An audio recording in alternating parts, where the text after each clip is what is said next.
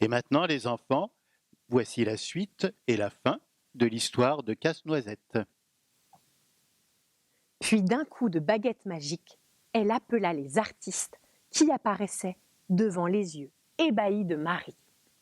Le premier numéro était celui du prince Chocolat, qui exécuta une danse espagnole endiablée, durant laquelle il frappait des pieds pour mieux en souligner le rythme ensorcelant. Vint ensuite le café d'Arabie, qui semblait flotter au-dessus du sol comme un doux arôme qui faisait frémir les narines des enfants.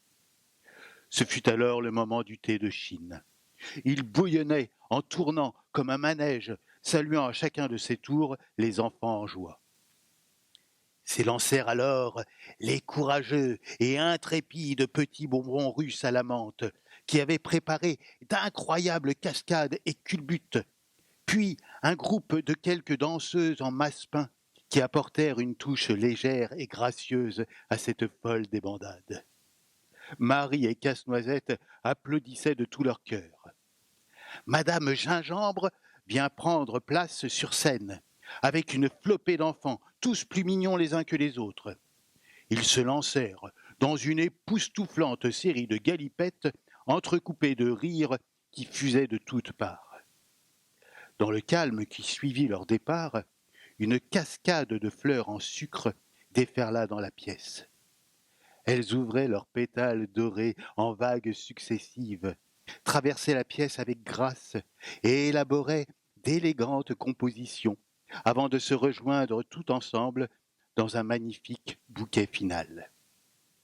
Après cette valse de fleurs, la fée dragée refit son apparition, escortée d'un tout jeune homme. L'élégance et la grâce de leur silhouette donnaient à leur danse l'allure d'un tendre tête-à-tête. Voilà comment je voudrais être quand je serai grande. Se dit Marie en son fort intérieur. Et je voudrais que toutes les fêtes soient aussi joyeuses et belles que celle-ci. Marie descendit de son trône, embrassa la fée dragée et remercia tous les danseurs. Puis, elle prit la main de son prince et tous deux s'éloignèrent vers le futur. Lorsque Marie ouvrit les yeux, elle était dans son lit.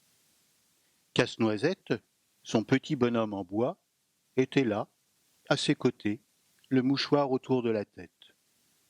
Marie ne savait plus trop quoi penser.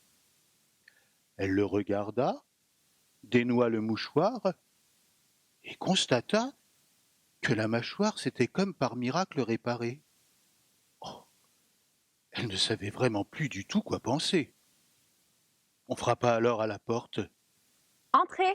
claironna Marie. Apparurent alors dans l'embrasure de la porte l'oncle Drosselmeyer et son neveu.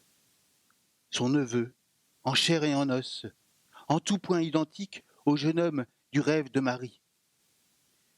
D'un pas lent et solennel, il se dirigea vers Marie et lui donna la main afin qu'elle descende de son lit. Oh, décidément, à Noël, tout est vraiment possible.